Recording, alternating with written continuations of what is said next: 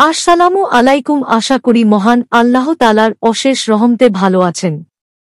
আজ আমরা শুনব এক হৃদয়স্পর্শী সত্য ঘটনা, যা আমাদের ঈমানকে কাঁপিয়ে তুলবে। এই গল্প শুধু অতীত নয়, বরং আমাদের ভবিষ্যতের জন্য এক কঠিন সতর্কবার্তা। একজন প্রখ্যাত সাহাবী মৃত্যুশয্যায় শুয়ে আছেন।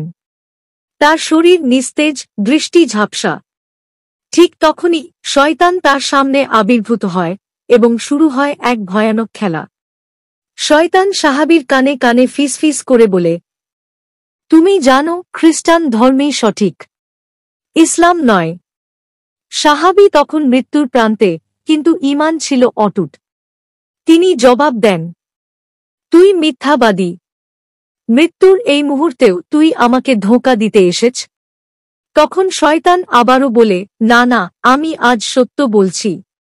বন্ধুরা, ভাবুন তো, একজন সাহাবী যিনি সারা জীবন ইসলামের পথে থেকেছেন, তিনি মৃত্যুর মুহূর্তেও শয়তানের ধোঁকার শিকার হতে পারতেন।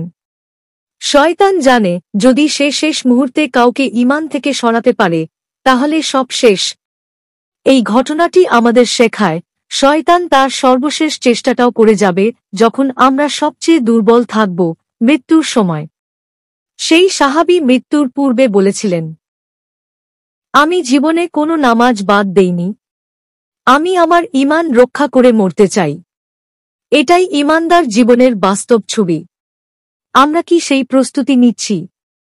আমাদের মৃত্যু যদি আজ হয়, তাহলে আমরা কি সেই সাহাবীর মতো ঈমান নিয়ে মরতে পারব?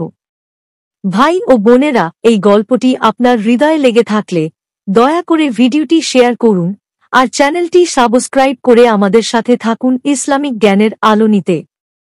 আল্লাহ আমাদের সবাইকে ঈমানের সাথে মৃত্যু দান করুন। আমিন।